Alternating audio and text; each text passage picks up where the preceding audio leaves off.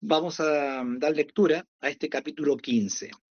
Un pequeño recordatorio, hemos visto la problemática que se presentó en esta iglesia una vez recibido el Evangelio, con poder, con dones, etcétera.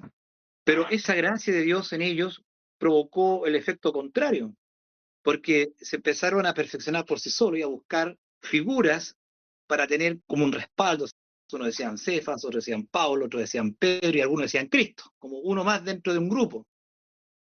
Y se empezó a distorsionar la fe, se empezaron a descaminar, al punto de que el hijo tomó la mujer del padre en una instancia y nadie dijo nada. Después andaban buscando dones espirituales, más que nada por una cuestión más personal, y Pablo también tuvo que corregir y velar, ¿cierto?, de que la edificación es lo importante. Ahora llegando al capítulo 15, Pablo nuevamente va a recordar lo que les predicó al principio, a este Cristo crucificado.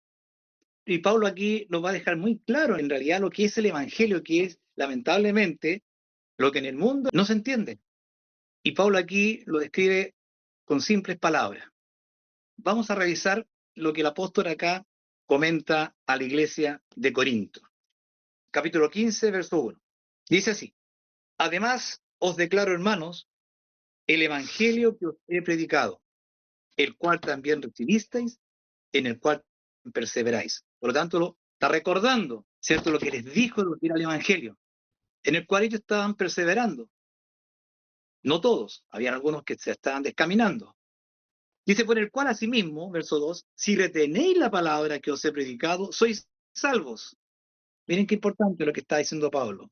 A raíz de todo lo que ya hemos conocido de ellos, desde el capítulo 1 en adelante, esta palabra fue entregada, la recibieron, perseveraron.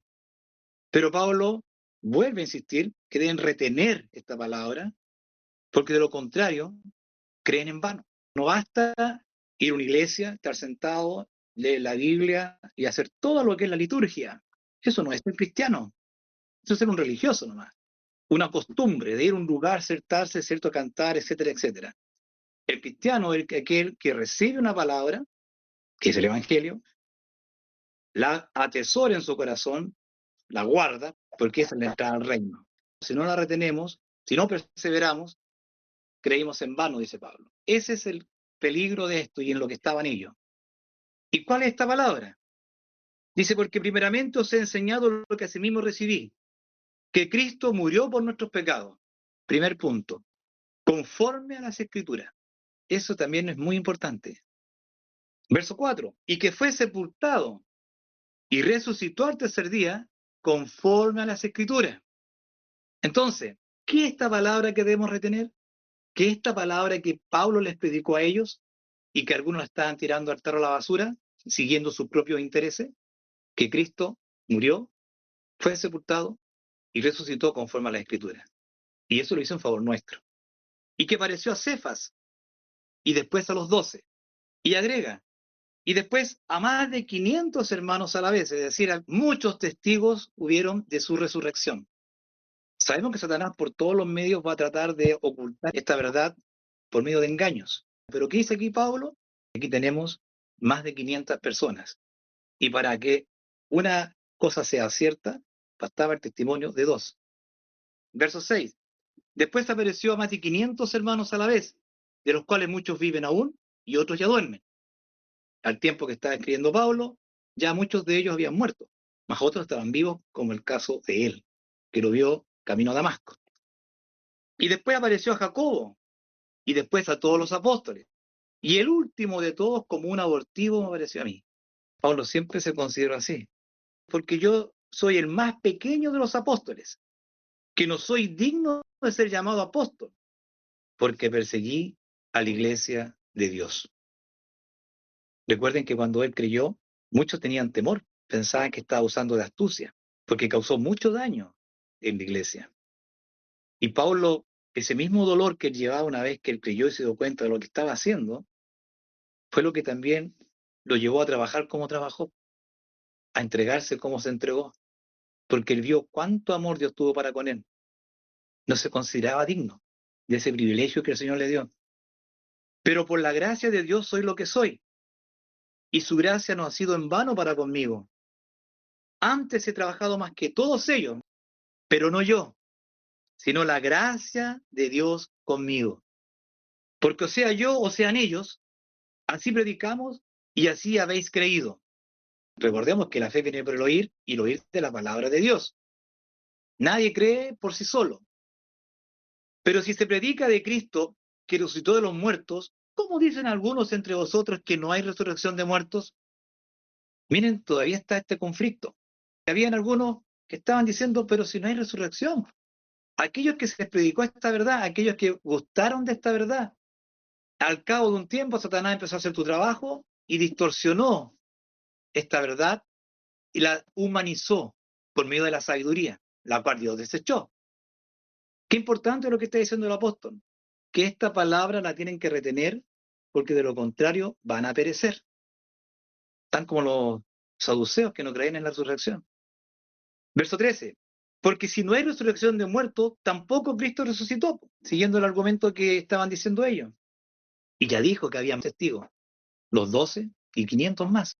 Y si Cristo no resucitó, vana entonces en nuestra predicación, vana también nuestra fe. Ese es el punto, si es que el Cristo no resucitó y si no hay resurrección de muertos. Todo esto es vano. Entonces le está diciendo a los hermanos, fíjense en lo que están hablando, hermanos. Todo esto sería vano. Y somos hallados falsos testigos de Dios. ¿Por qué? Porque están hablando algo que no corresponde, de acuerdo al pensamiento que tenían estos personajes en la iglesia.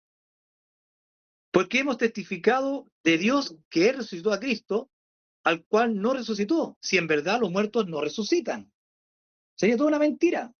Porque si los muertos no resucitan, tampoco Cristo resucitó. Vuelve a reafirmar lo anterior. Esa es la gravedad del discurso que estaban algunos repartiendo. Y si Cristo no resucitó, vuestra fe es vana. Porque aquellos que decían que no había resurrección de muertos no estaban aquilatando, porque ellos se seguían. Por consecuencia, vuestra fe es vana. Y aún estáis en vuestros pecados. Ese es el punto. Todos estamos bajo condenación entonces. Porque si no hay resurrección de los muertos, Cristo tampoco lo hizo. Y si no resucitó Cristo, quiere decir que no murió por nuestros pecados, como dijo al principio, que no resucitó, por lo cual seguimos en nuestros delitos y pecados. Entonces también los que durmieron con Cristo perecieron. De Abel en adelante, todos perecieron. ¿Pero qué dice el libro de Hebreos? Que ellos anhelaban esta patria celestial. Pero si el argumento que ellos decían era correcto, ninguno de estos patriarcas va a estar en el reino de Dios, porque no habría tal esperanza. El 19, si en esta vida solamente esperamos en Cristo, somos los más dignos de conmiseración de todos los hombres. A ese punto llegaríamos. Porque todo lo que hemos hablado, todo lo que hemos recibido, sería una mentira, de acuerdo a lo que ustedes están diciendo, que no hay resurrección de muertos. No le habían tomado el peso esa gente al comentario que hacían. Y el apóstol aquí está corrigiendo. ¿Pero qué dice el 20? Más ahora, Cristo ha resucitado de los muertos, se los aclara a ellos. Ya les dijo, más de 500 y los apóstoles lo vieron. Primicia de los que durmieron es hecho. Porque por cuanto la muerte entró por un hombre, también por un hombre la resurrección de los muertos. Porque en Adán todos pecamos, mas en Cristo tenemos vida. Él murió tomando nuestro lugar y resucitó para darnos la entrada al reino. Eso es lo que tenemos que guardar y perseverar. Lo que no estaban haciendo, no digo todos, porque habían algunos que sí guardaban la fe acá, pero había muchos que no lo habían guardado y eran parte de la iglesia, estaban ahí. Verso 22, porque así como en Adán todos mueren, también en Cristo todos serán vivificados, pero cada uno en su debido orden. Cristo, las primicias, luego los que son de Cristo en su venida, luego el fin, cuando entregue el reino al Dios y Padre, cuando haya suprimido todo dominio, toda autoridad y potencia. Hay un orden, como Pablo aquí enseña. Verso 25. Porque preciso es que Él reine hasta que haya puesto a todos sus enemigos debajo de sus pies. Y el postrer enemigo que será destruido en la muerte. Ya no tendría sentido la muerte, como dice en Apocalipsis. La muerte y el infierno serán destruidos. y también obviamente Satanás. Porque todas las cosas las sujetó debajo de sus pies. Y cuando dice todas las cosas han sido sujetadas a él, claramente se exceptúa a aquel a quien sujetó a él todas las cosas.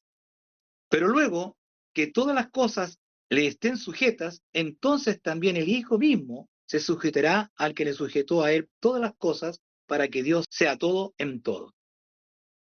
De otro modo, ¿qué harán los que se bautizan por los muertos si en ninguna manera los muertos resucitan? ¿Por qué pues se bautizan por los muertos? ¿Y por qué nosotros peligramos a toda hora? Os aseguro, hermanos, por la gloria que de vosotros tengo en nuestro Señor Jesucristo, que cada día muero. Si como hombre batallé en Éfeso contra fieras, ¿qué me aprovecha si los muertos no resucitan? No hay sentido entonces. ¿De qué sirvieron todas esas fatigas, esas tareas, esos caminar de ciudad en ciudad si los muertos no resucitan? Todo sería vano. Pero el Cristo resucitó. 33. No erréis. Las malas conversaciones corrompen las buenas costumbres. Velad debidamente y no pequéis.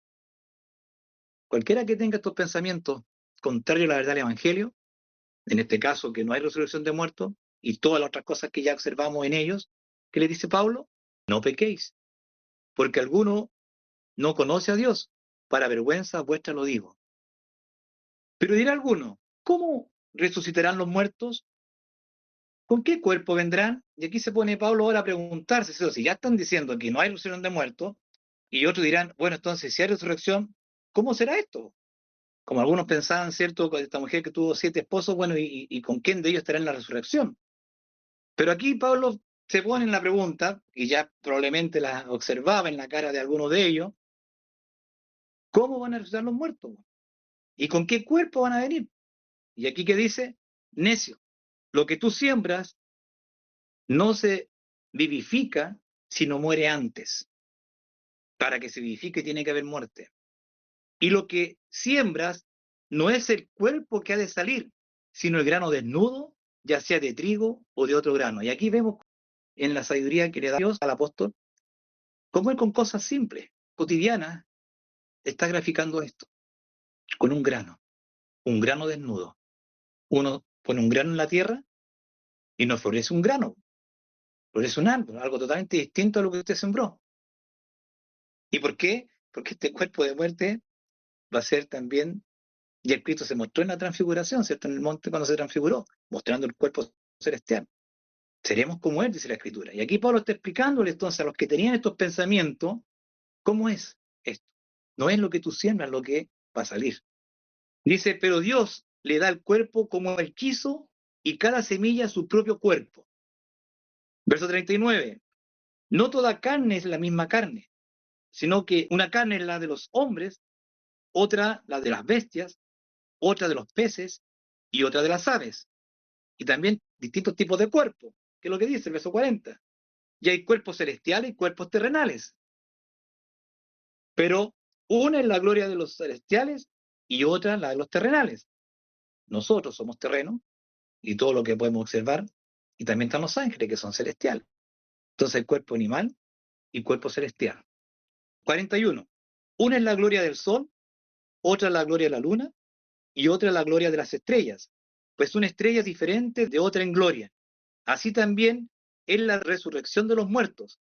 Se siembra en corrupción, se resucitará en incorrupción. Y aquí vemos entonces esta maravilla del Evangelio. Este cuerpo que usted tiene y que yo tengo, cuerpo corrupto, vendido al pecado, en la resurrección será un cuerpo incorruptible. Como dice el apóstol también, seremos como Él es. Y el Cristo ya se mostró como es. Así seremos. Por lo tanto, este cuerpo no es el que se va a levantar. 43. Se siembra en deshonra, resucitará en gloria. Claro, por causa de Adán fuimos destituidos de la gloria de Dios. No tenemos gloria, no tenemos nada. Somos menos que la nada, como dice también Nabucodonosor. Se siembra en debilidad, resucitará en poder. Se siembra cuerpo animal, resucitará cuerpo espiritual. ¿Cómo resucitarán los muertos? ¿Con qué cuerpo? Al que pregunta eso, es un necio. No entiende que lo que se siembra no es lo que sale. Nosotros tenemos un cuerpo animal y por causa de la fe en Jesucristo, el cuerpo que se levantará será un cuerpo celestial, totalmente distinto a lo que tenemos hoy. Hay cuerpo animal, hay cuerpo espiritual. Así también está escrito, fue hecho el primer hombre Adán, alma viviente, el postrer Adán, espíritu vivificante.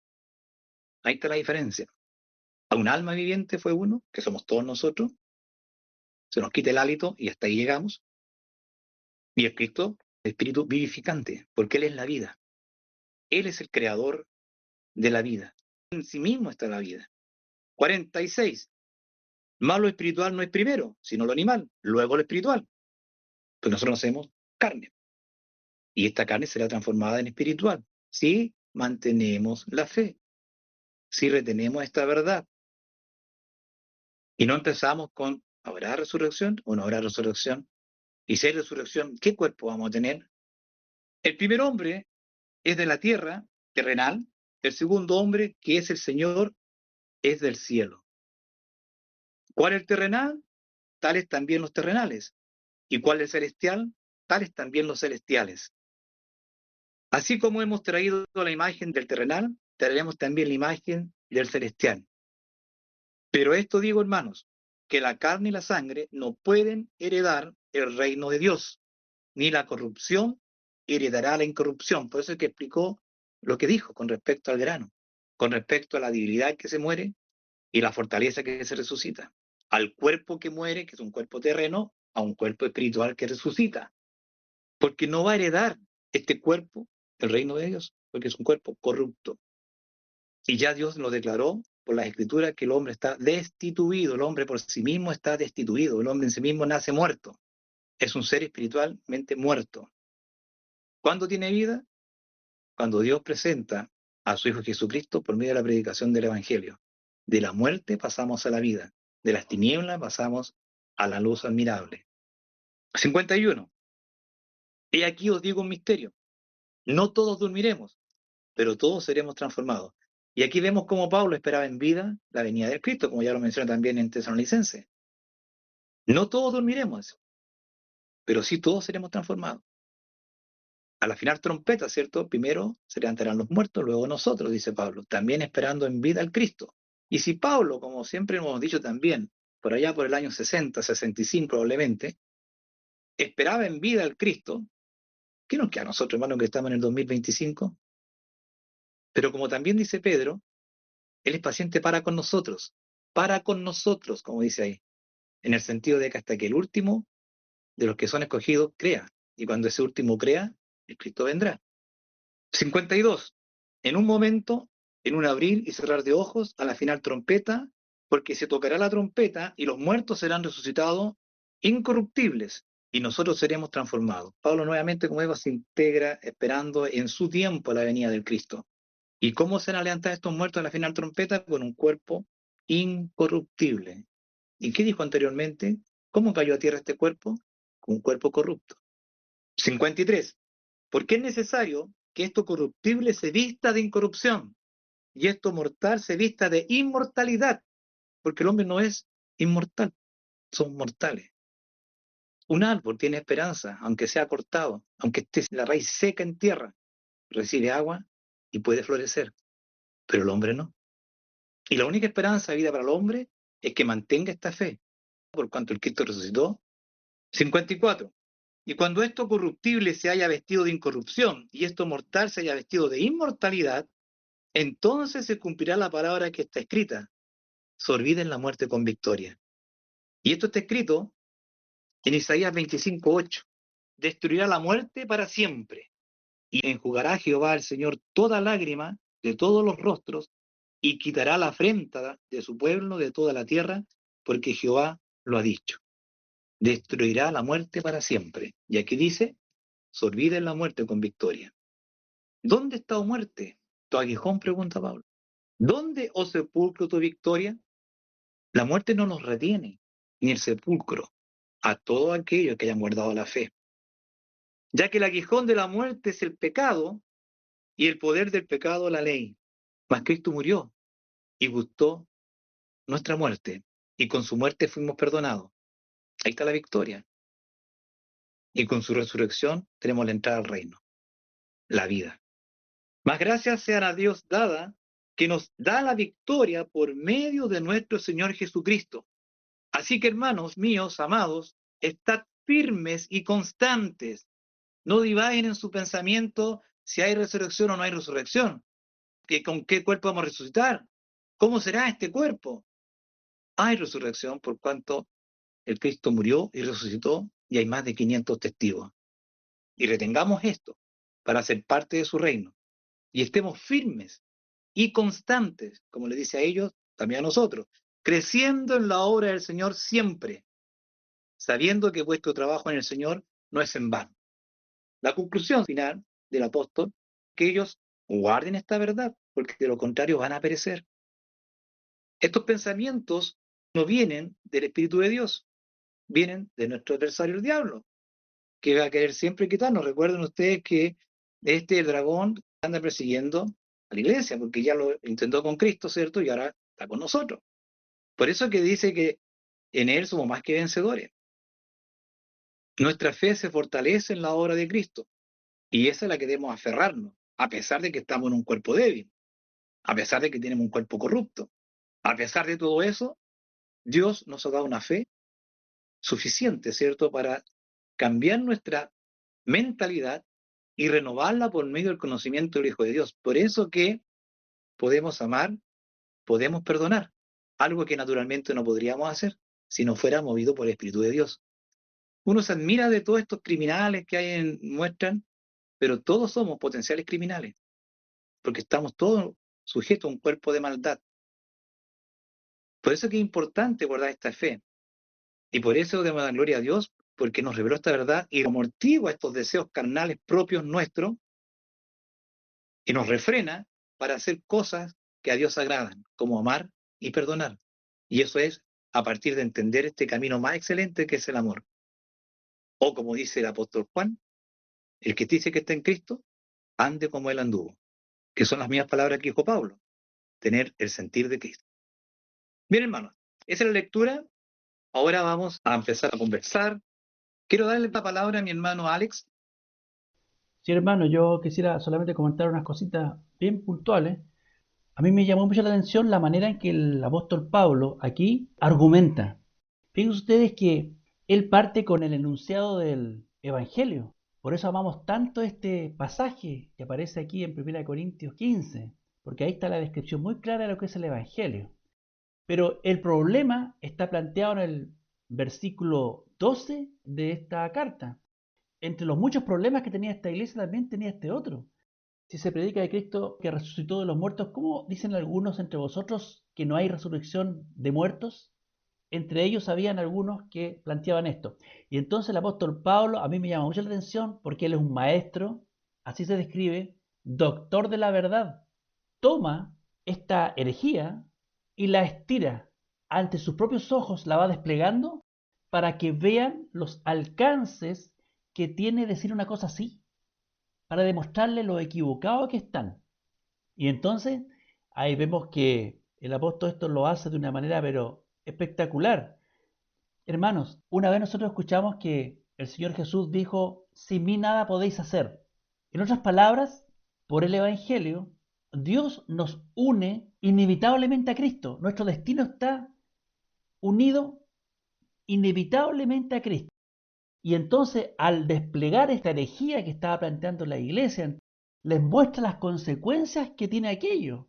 Miren, no es una cadena virtuosa, es una cadena todo lo contrario. Miren, si no hay resurrección, entonces Cristo no resucitó, los apóstoles son unos mentirosos, incluido Pablo, la fe en la que dicen estar creyendo es vana, no sirve de nada, aún no estarían reconciliados con Dios. Y los hermanos que murieron en la fe se perdieron para siempre porque murieron creyendo una mentira. ¿Se da cuenta, hermanos, cómo Dios nos liga inevitablemente a Cristo? Nuestra suerte está unida a Él. Entonces están negando que Cristo resucitó, lo cual es lo más importante de la aceptación que Dios dio a la obra que Cristo hizo.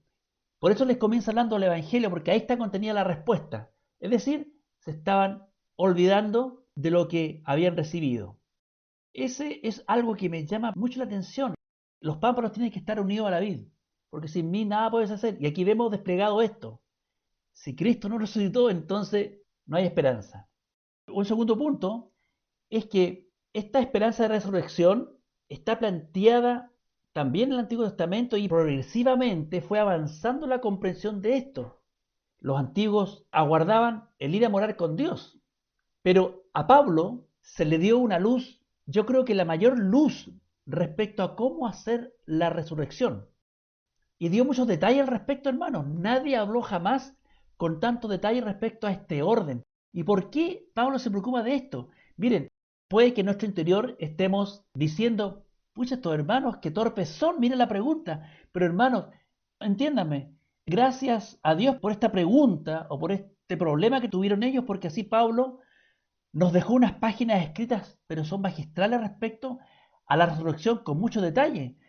Hay un orden que Dios estableció para la resurrección.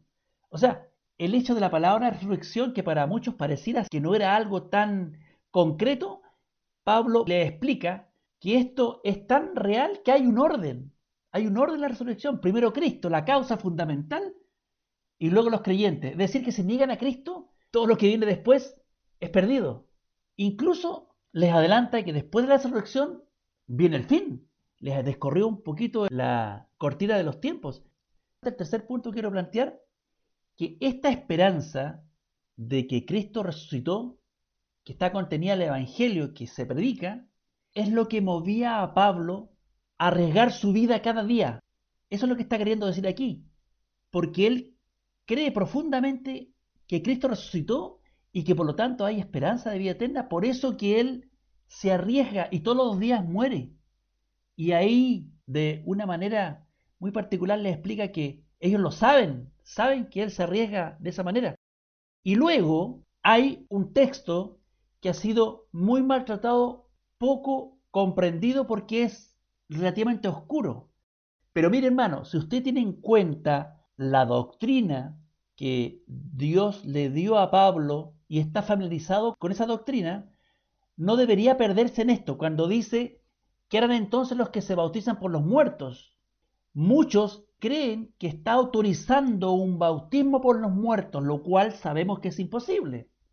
La fe es por el oír y el oír por la palabra de Dios. Mientras hay vida, hay esperanza. Después no hay nada más que hacer. Por lo tanto, malamente podría estar predicando un bautismo por los muertos, como los mormones, por ejemplo, que es lo que primero se me viene a la mente. Pero ¿cómo debemos entender esta frase? Y aquí lo planteo para que ustedes corroboren o corrijan. Es una frase que está en una redacción muy extraña y por eso pierde, pero hermanos, hemos aprendido a conocer a Pablo, deberíamos más o menos tener el camino para poder entender. Lo que yo entiendo acá es que por esta esperanza que es cierta, que también Pablo la tiene, nuevos creyentes todavía se siguen integrando a la iglesia aún a riesgo de sus vidas. Es decir, se bautizan tomando el lugar de los que ya murieron. Eso está diciendo. Porque de lo contrario estaría autorizando un bautismo por los muertos, hermano. Eso lo dejo ahí. Y lo último que quiero decir, él se explaya de una manera pero increíble, hablando de los cuerpos espirituales, cuerpos celestiales, la gloria de uno respecto a la gloria del otro. Y de paso, además, abunda en declararles un misterio. Todos sabemos de la resurrección general. Aquí nos acaba de decir que hay un orden. Pero sin embargo, él creía que incluso él iba a estar vivo porque ese día que Cristo venga a resucitar, no todos estaremos muertos. Van a haber algunos que van a estar vivos. Y él esperaba estar entre aquellos. Sin embargo, la transformación es necesaria. Unos van a ser levantados de sus tumbas, pero instantáneamente los otros también que estén vivos van a ser transformados. Esto nunca se había contado, ni un profeta lo había manifestado. Se ha hablado de una manera general de todas estas cosas, pero el apóstol Pablo, gracias a esta pregunta y gracias a estos problemas, se explayó de manera magistral. Y termino con esto. Me quedo como un resumen, las mismas palabras del apóstol Pablo, que es consejo también para nosotros, para que no caigamos en semejantes ejemplos de desconocimiento de la Escritura que descaminan. Dice así, el Consejo Apostólico a la Iglesia, a nosotros, 58, dice, así que hermanos míos amados, estad firmes y constantes, no vacilemos como estos, creciendo la obra del Señor, siempre sabiendo que vuestro trabajo en el Señor no es en vano, es decir, vamos a resucitar, no estamos dando golpes al aire, dice en otra parte, sino que hay una recompensa, una muy grande recompensa que nos aguarda, no es en vano. Pablo es el ejemplo vivo de esto.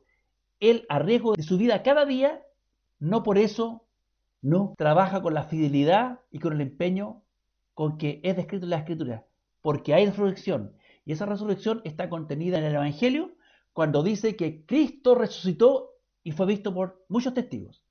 Eso es lo que yo quiero comentar, hermano. Bien, gracias, hermano Alex. Federico, ¿tiene algún comentario? Gracias.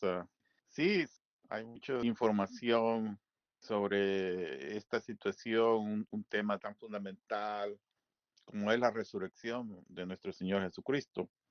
Y es tan fundamental para el Evangelio y para la fe que mantenemos entender esta situación. Pues uno se podría preguntar, bueno, si el Señor murió, se pudo quedar muerto. Es decir, él predicó, murió y se pudo quedar muerto. Pero la resurrección en sí es fundamental porque confirma de que Él murió por nuestros pecados. Es decir, la resurrección de nuestro Señor Jesucristo es la confirmación de que Dios está complacido con su sacrificio. Como dice aquí, que Cristo murió por nuestros pecados conforme a la Escritura. La resurrección es la prueba, es la confirmación de que Él es el rey del nuevo reino. Y entonces él comienza a dar pruebas de que lo vieron 500 personas, que esto, que lo otro, que él se mostró. Porque es tan importante el mostrar que el Padre Celestial está conforme con ese sacrificio.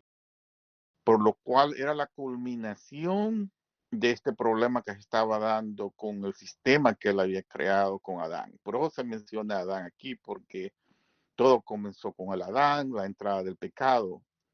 Entonces él tenía que venir y morir. Y en este caso resucitado, porque es donde se culminaba su trabajo, en cierta forma. Entonces es tan importante al entender que nuestro Señor fue resucitado. Y fue resucitado por su Padre, porque mostraba todo su poder. Mostraba que Él era todopoderoso.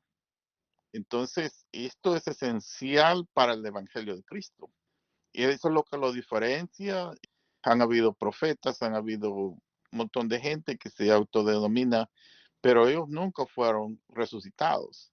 Sus doctrinas y sus enseñanzas vanas están basadas principalmente en cuestiones de obras que no van en concordancia con el Evangelio de Cristo. El Evangelio de Cristo está desde que comienza con el origen de todas las cosas, con el universo, quién creó todas las cosas, el sistema de cosas que se creó con Adán y Eva y que el sistema fue interrumpido. Entonces, así como dentro del pecado por un hombre tenía que morir, un hombre perfecto. Es decir, la ley de Dios se pagó con la muerte de nuestro Señor Jesucristo. Ahí se pagó el rescate. En ese momento, el sistema podía ser restituido. Y es lo que nosotros esperamos. Lo que nosotros esperamos es la restitución de ese sistema que nuestro Señor inició en el comienzo con Adán y Eva. Y él lo que vino a hacer es a eso, a comprarnos con su sangre para que se inicie de nuevo el sistema, y es el que nosotros esperamos. Me gusta mucho cómo Pablo habla de cosas que parecen simples, parecen muy sencillas, pero cuando uno medita un poco, aquí comienza a hablar del universo.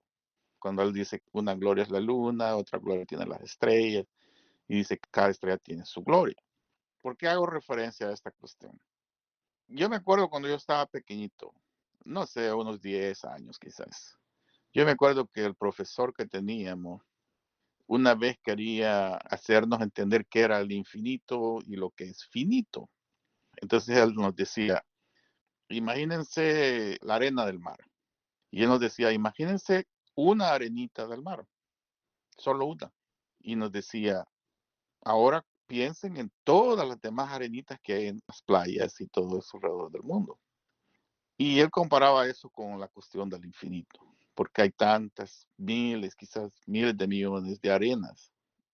En realidad, cuando uno compara esas cosas y trata de entender el infinito y trata de entender la gloria de Dios y trata de entender lo que es el universo, y la escritura dice que Él llama a las estrellas cada una por su nombre. Parece palabras simples y sencillas, pero en realidad lo que la escritura nos está diciendo es su gloria infinita. Nosotros somos como eso, como una arenita chiquita que apenas, por ejemplo, yo pues donde trabajo y uno oye yo, gente que es muy capacitada y grandes intelectuales y grandes supuestos doctores y todo eso. Yo no tengo esa educación, pero el ser humano no entiende que es una arenita. Nuestra mentalidad es tan tosca y nuestro estado de pecado tan defectuosa que no nos hace ver a nosotros, más o menos nos hace ver la gloria de Dios y la inmensidad de Dios. ¿Por qué yo voy a esto? Porque en realidad el sistema que nosotros creemos y en el Dios que yo creo es un Dios real, no es un Dios de fantasía. Eso es lo que Pablo está diciendo. Yo no creo en fábulas. Yo no les estoy predicando un evangelio de poesía, de puro cuestiones emocionales, de puras filosofías. No, él está hablando de la realidad de las cosas. Todo lo que existe, el universo, que es potestad de Dios. Está hablando de un Dios infinitamente poderoso. Está hablando de que nosotros somos una pequeña parte de la situación y que Él, con todo su poder, pudo hacer todo esto y resucitar a alguien. Eso es lo que Él está mostrando, que Él es Señor y señores y Rey de reyes. Fuera de Él no hay nadie. Y la verdad es verdad y todo lo demás es mentira. Hay un dueño y señor de todas las cosas y es el que ha mantenido este evangelio. Entonces, cuando Él dice, está firme y constante, creciendo en la obra del Señor siempre, sabiendo que nuestro trabajo en el Señor no es en vano. Nosotros tenemos que estar bien conscientes o tratar de meditar en el Dios que nosotros creemos y no dejarnos confundir con doctrinas y, como está diciendo aquí, ¿verdad? Que las malas compañías, arruinan las costumbres, porque el meternos a oír cosas, como él dice en otras partes, ¿verdad? Fábulas y filosofías, que en su fundamento no aceptan de que hay un creador y un dueño y señor de todas las cosas. Entonces, está hablando de la realidad, no como una cuestión puramente emocional. No, es porque él entiende de que está hablando con el Altísimo. Está hablando de que es un plan real. De lo que estamos hablando es de que la creación que el Señor hizo desde el inicio, desde el Génesis, y creó todo el universo y todo eso, se está llegando a esa conclusión cuando estamos hablando de la resurrección de nuestro Señor Jesucristo, como prueba fundamental de quién es Él, el cual murió por nuestros pecados para poder culminar este problema que traíamos, porque estábamos en pecado. Pero ahora, en cierta forma, ya no, porque ya Él nos compró, porque ya Él murió, y por lo cual hay que darle gloria a Dios por ese su inmenso sacrificio. De ahí hay pues tantas cosas, tantas doctrinas, tantas ideas falsas, absurdas. Hay inclusive algunos que dicen que con este asunto de Adán, de que él creó el pecado y cosas absurdas, absurdas totalmente, porque ¿cómo Dios va a dar a su hijo para que muera intencionalmente? No, el pecado nació a partir del ser humano. El ser humano es culpable de su pecado y él en su infinito amor viene a comprarnos con su sangre. Y por eso es lo grandioso en todas sus formas, no solo en su poder y en eso, pero en su infinita misericordia y en su infinito amor. Sí, me redondeé un poco en algunos temas y cuestiones, no quise meterme mucho a algunas cuestiones que están aquí, pero sí me llamaba la atención reflexionar sobre estas cosas. Gracias, hermano. Gracias, Federico. John Toledo, ¿tiene algún comentario? Sí. Bueno, aquí Pablo está diciendo que el Evangelio es la predicación de la muerte y resurrección de Jesucristo. Ambas cosas. Tanto la muerte como la resurrección de Jesucristo es el Evangelio. No se pueden predicar separadamente. Uno no puede hablar del Evangelio solo la muerte de Cristo, sin hablar de la resurrección. Sería un Evangelio incompleto. El Evangelio es la muerte y resurrección de nuestro Señor, tal como está predicado aquí dice en las Escrituras. Se refiere a la ley, los salmos y los profetas. Ahí está predicado todo esto. Isaías 53, todos esos versículos que llamamos mesiánicos, ahí está. Algo muy interesante, que los judíos no creían que el Cristo tenía que padecer. Y Cristo nos enseñó que el Cristo tenía que padecer, como está escrito. Por eso que la gente decía, ¿qué Mesías es este? Nos han enseñado que el Mesías permanece para siempre. Y hasta el día de hoy lo enseñan. Que Jesús no es el Mesías verdadero porque Él murió. Y según ellos, el Mesías verdadero viene, aparece y no muere más. Es decir, no entienden ni sus propios libros. Le está velado ese conocimiento hasta el día de hoy. Algunos judíos no creen que el Cristo tenía que padecer. Por lo tanto, no creen que Jesús es el Cristo porque murió. Según ellos, el Mesías no iba a morir nunca. No había aparecido. Y sería un triunfante. Iba a derrotar a su enemigo. Ahora, la resurrección es tan crítica que si no hubiera resurrección, aún estamos en nuestros pecados, no hemos sido reconciliados, por lo tanto, estamos condenados.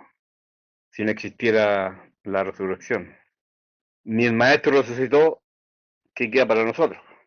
En otras palabras, somos los más dignos de conmiseración, es decir, de lástima. Pobrecito, pobre gente. Mírenlo como creen en la resurrección si ni siquiera su Maestro resucitó. Pero no, Pablo aquí dice no. La resurrección de Cristo es primicia de los que murieron. Es noticia para ellos. Murieron con esa esperanza, con ese conocimiento que Cristo resucitó. Aquí hay un versículo que siempre genera un poco de error cuando hablo de las primicias. Bueno, la cosa es que se lee así, las primicias en plural. Cristo es las primicias. Muchos separan como dos resurrecciones, la resurrección de Cristo y una resurrección que hubo después, como que ellos serían las primicias de la resurrección. No, Cristo es las primicias, así tal cual. Verso 23. Pero cada uno en su debido orden. Cristo las primicias, eso todo junto. Cristo las primicias. No que Cristo y después las primicias. No, es Cristo las primicias. Aquí está hablando de la primera resurrección de los creyentes. Aquí no está hablando de la resurrección general de toda la gente de todos los tiempos. Esta es resurrección exclusiva de los creyentes. Pero hay un dato interesante aquí, que siempre yo estoy en contra de los que creen en la preexistencia de las almas. Que en algún momento estuvimos como almas o espíritus al lado de Dios y que Dios nos preparó un cuerpo y bajamos a este mundo. Pero aquí Pablo dice que en el versículo 46, malo espiritual no es primero. O sea, nunca fuimos primeros espirituales en el cielo como almas preexistentes. ¿Cuándo vinimos a existir? En la concepción. Estábamos en la mente de Dios, por supuesto, pero no que estuviéramos con Dios al lado ahí como espíritu perfecto. Si fuera así, si fuéramos espíritu al lado de Dios, ¿para qué venir a este mundo a sufrir? Si estábamos muy bien allá al lado de Dios, no tiene sentido. Dice, mal espiritual no es primero, sino lo animal o lo carnal, luego lo espiritual. Es decir, nosotros ahora somos carnales, nacimos carnales, siempre hemos sido carnales, fuimos concebidos carnalmente, pero lo espiritual viene con la resurrección. Y añadido a eso, como dijo Pedro, se nos da la inmortalidad y la incorrupción. Y aquí echa por tierra Pablo la inmortalidad del alma. No existe la inmortalidad del alma. Nunca hemos sido inmortales.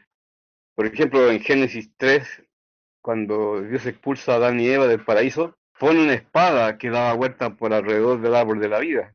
Dice Dios, no sea que alargue la mano y sea con nosotros viviendo para siempre. Es decir, que la inmortalidad estaba ligada a un árbol que nunca empezamos a comer. Comimos del árbol equivocado. Bueno, estaba en los planes de Dios. Tenía que ser así. El hombre tenía que caer sí o sí porque ya tenía preparado a su hijo para venir a morir a este mundo. Así que no se podían frustrar los planes de Dios. No me gusta hablar de la palabra planes, pero prefiero usar la palabra voluntad de Dios. Y lo último, a Pablo, como bien decía Alex, le fue revelado este orden, esta sucesión de eventos en la resurrección.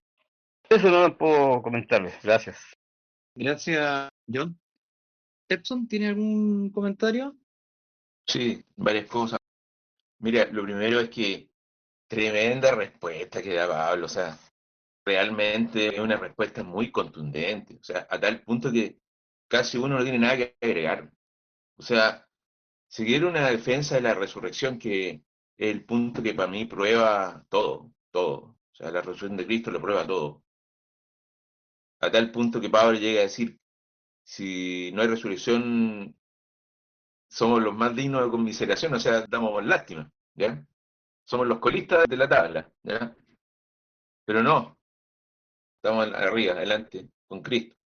Eso es lo primero. Lo otro que no me parece casualidad de que está al final, porque después Pablo en el 16 ya va terminando, hablando de cosas prácticas, ofrendas, ¿no es cierto?, los planes que tiene y se despide. También me parece que Pablo fue muy sabio ponerlo al final, porque realmente un remate es goleada, ya que es goleada. Estos grupos, como decías tú, Pedro, que estaban chocando y saliendo con cosas erradas. Bueno, lo otro, también me parece que va con un poco con todo lo que es Corintio, bueno, primera y segunda también. Bueno, en general las cartas de Pablo, hay una idealización en el mundo cristiano de la iglesia primitiva. No, la iglesia primitiva tenía los mismos problemas que tienen ahora. Problemas adentro, que aquí lo que habla Pablo son problemas adentro y también otros problemas que vienen de afuera. Es como el mundo, ¿no? El mundo, el diablo y nuestra propia carne. Como decía un teólogo, su peor enemigo usted le lava los dientes todas las mañanas. Entonces, no, en la vida de la iglesia cristiana desde el principio fue difícil. Y Pablo lo sabe, dice que peleó contra fieras. O sea, me parece que está refiriéndose a sus enemigos. Yo creo que está haciendo una alusión a una lucha por la fe. Bueno, y qué manera de defender. Él usa el Evangelio. El Evangelio es nuestra gran arma. O sea, el Evangelio, ahí como decía John, viene nuestra gran arma. Cristo murió, resucitó por nosotros. Y punto final no po. Y punto. O sea, con eso ya las huestes diabólicas salen arrancando.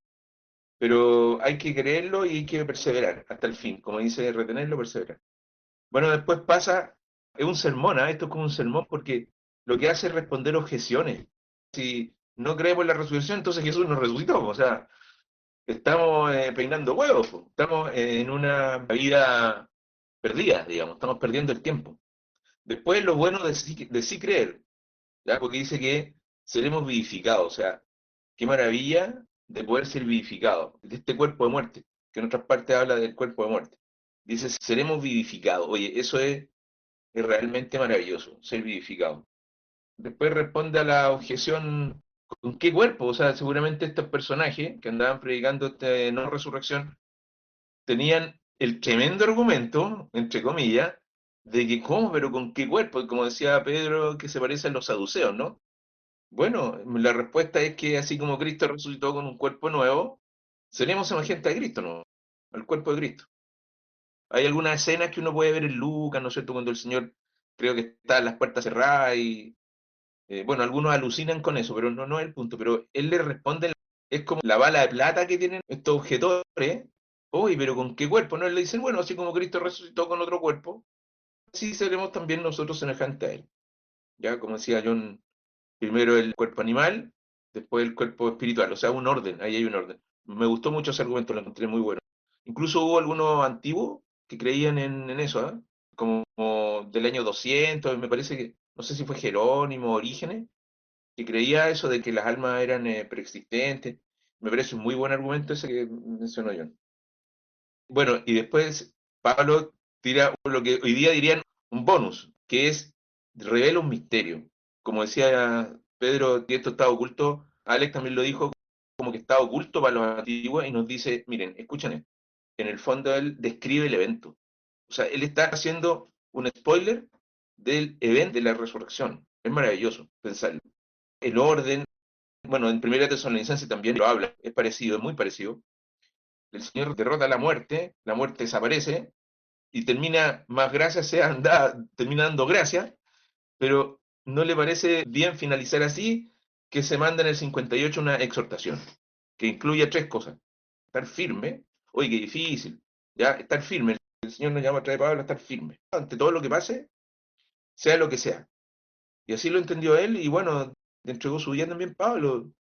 Segundo, constantes, porque esta cosa pendular, ¿no es cierto?, que a veces tenemos, que es un propio de la carne, ¿no es cierto? No, el Señor nos llama a ser constantes. Y tercero, creciendo. No parar de crecer, pues, o sea, nosotros dejamos de crecer a los 21, no sé, pero en la fe nunca debemos dejar de crecer, nunca. Aquí con esto ya no es bala de plata, ya que es bala de oro. Miren cómo termina, sabiendo que vuestro trabajo en el Señor no es en vano. Y ahí juntas con que si no creemos en la resurrección, nuestro trabajo es en vano. Pero si creemos en la resurrección, toda nuestra vida no es en vano. Entonces al final cierra por donde empezó. Es perfecto. No solamente que uno diga estas palabras del Señor porque aparecen los credos, porque lo dice Timoteo. No, realmente esto es un sermón perfecto. Así que no tengo más nada que agregar. Gracias. Amén, hermano. Gracias, Epson, por tu comentario. Oscar, ¿tiene algún comentario? La verdad, a mí me llama mucho la atención el tema de retener esta verdad tan pura, así tal cual, como dice, por el cual asimismo, si retenéis la palabra que os he predicado, eso tan breve que es que Jesucristo fue muerto por nuestros pecados, conforme a las Escrituras, y que fue sepultado y que resucitó al tercer día, conforme a las Escrituras, somos salvos. Si no, hemos creído en vano. O sea, todo depende de guardar esta verdad así, esta verdad tan simple, tan pura, retenerla tal cual, sin ponerle y sin quitarle nada. Eso es todo, guardar tal cual esa verdad. De eso depende nuestra vida eterna, nuestra salvación, de guardarla, retenerla. Y el que se preocupa de eso y el que se encarga de eso es Dios. Lo dice la Escritura, que es Él el que se preocupa de que perseveremos hasta el fin. Él es el que guarda en nuestro corazón esta verdad y la mantiene viva. No es una obra nuestra, no depende de nosotros, sino que obedece a un propósito eterno de Dios, de antes de la creación de todas las cosas, de cuando en el principio era el Verbo y el Verbo era con Dios. Este anhelo de Dios ya existía con Él, de llevarnos a su gloria por medio de este Evangelio. Simple digo, porque es tan simple resumirlo, como dice Pablo desde el versículo 1 al 4 en el capítulo 15. Pero costó que el verbo de Dios, ¿no es cierto?, tuviera que hacerse carne, humillarse, haciéndose hombre. Y hallado en la condición de hombre, ¿no es cierto?, humillarse hasta la muerte y muerte de cruz. Fue algo tremendo, un cambio absoluto de la gloria de Dios a bajar al infierno por nosotros. Eso es la vida eterna nuestra, ese evento, esa obra, y que Él se encarga de retenerla así tan pura en nuestro corazón, no depende de nosotros, la Escritura lo dice, lo leyeron delante, alguien lo citó, por ejemplo, en el capítulo 15 de San Juan, dice, yo soy la vid verdadera y mi Padre es el labrador, todo pámpano que en mí no lleva fruto le quitará. El pámpano que no lleva fruto es aquel que no retiene esta palabra, como la semilla que cayó en las piedras, en las espinas y no llevó fruto. Más dice, y todo aquel que lleva fruto le limpiará para que lleve más fruto. Dice, ya vosotros sois limpios por la palabra que os he hablado, estad en mí, yo en vosotros. Como el pámpano no puede llevar fruto de sí mismo, Y a eso me refiero yo cuando digo que Él se encarga de retener en nuestro corazón esta verdad pura, tal cual como está escrita, como es el Evangelio, lo que es el Evangelio. Lo hace Él en nosotros. Dice, como el pámpano no puede llevar fruto de sí mismo si no estuviere en la vid, así ni vosotros si no estuvierais en mí. Yo soy la vid, vosotros los pámpanos. El que está en mí y yo en él, este lleva mucho fruto, porque sin mí nada podéis hacer. También dice el verso 16 del mismo capítulo, no me elegisteis vosotros a mí, mas yo os elegí a vosotros y os he puesto para que vayáis y llevéis fruto, y vuestro fruto permanezca, para que todo lo que pidierais del Padre en mi nombre, Él os lo dé. Y así como dice Juan ahí, también lo dice Hebreos 3, 5 y 6, dice, y Moisés a la verdad fue fiel sobre toda su casa como siervo, para testificar lo que se había de decir. Mas Cristo como hijo sobre su casa, la cual casa somos nosotros, pero es la condición, la misma condición que sale en Colosenses capítulo 1, por ejemplo. Acá dice, la cual casa somos nosotros, si hasta el cabo retuviéremos firme la confianza y la gloria de la esperanza, es decir, el Evangelio.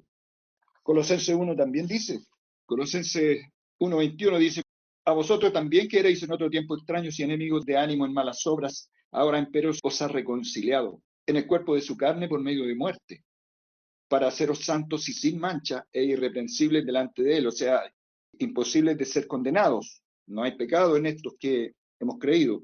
Si empero permanecéis fundados y firmes en la fe y sin moveros de la esperanza del Evangelio que habéis oído, el cual es predicado a toda criatura que está debajo del cielo, del cual yo, Pablo, soy hecho ministro. Le doy gracias a Dios, hermano, de que nosotros hayamos tenido esta revelación tan nítida, tan clara, transparente, porque es la única forma de ser salvos, creer al Evangelio y retenerlo así de puro en el corazón, sin contaminarlo con nuestras obras, todo lo que conlleva el creer al Evangelio, porque eso es un fruto del creer al Evangelio, de amar esta esperanza de vida eterna que nos ha prometido el Señor. Ese es un fruto de gratitud al amor que Dios nos manifestó por medio del Evangelio de su Hijo Jesucristo. Eso, hermano, gracias. Bien, gracias, Oscar. Hermano Eduardo, ¿tiene algún comentario? Sí, bueno, agradecido de Dios, hermano, de compartir la palabra con ustedes. Veo que estamos unánimes en la fe, por misericordia de Dios que nos ha revelado el Evangelio a través del tiempo. Este capítulo era un caballito de batalla que teníamos para defender el Evangelio de Cristo, su muerte en la cruz y la resurrección, la cual ha sido beneficioso para cada uno de nosotros. Y a la vez es difícil el camino porque apegarse a lo que dice la Escritura, tal como lo dice, es ir en contra de la corriente que hay en este mundo, porque muchas iglesias confiesan creer en Cristo, pero cuando ya empiezan a hablar de la resurrección de los muertos, la mayoría mandan a las personas que mueren al cielo directo. Entonces ahí hay un problema complejo, que no se está respetando lo que dice la Escritura y pasando por alto todo lo que el apóstol Pablo y la defensa maravillosa que hace aquí con respecto a un grupo de sus propios hermanos que se habían convertido a Cristo y habían salido con que digamos como cáncer terminal, puedo decirlo yo, diciendo que la resurrección no era. Estas cosas que se levantan, hermanos, tenemos que estar atentos porque es ir quitándole la gloria a Cristo, el poder que Él tiene como Dios en este transitar que Él ha manifestado cuando Él apareció en este mundo hasta que llegue al reino de su amado Padre y le entregue el poder. Sabiendo que Él, como nos ha revelado el Evangelio de Cristo, tenemos que hacer una férrea defensa en cuanto a esto. Agradecido estoy de Dios, hermano, porque veo el poder infinito que tiene el Evangelio que defiende el apóstol Pablo, el cual en la misma escritura dice que no se va a cansar de repetir las mismas cosas. Amén. Y me recuerdo cuando recién el pastor que escribió el Evangelio y yo todavía no estaba muy convencido, veía que esa batalla que había ahí nos iba probando el Señor si íbamos a creer en Él, porque en el fondo, hermano, es despojarse de sí mismo y dejarle toda la gloria y la honra a Cristo. Oye, cualquier cosita que nosotros podamos poner entre medio, como le preguntó a Jesucristo, esta persona que no había dejado descendencia, ¿de quién iba a ser esposo arriba en el cielo? Entonces Jesucristo mismo le dice que en el reino de los cielos no se casan, no se dan casamientos, son como los ángeles.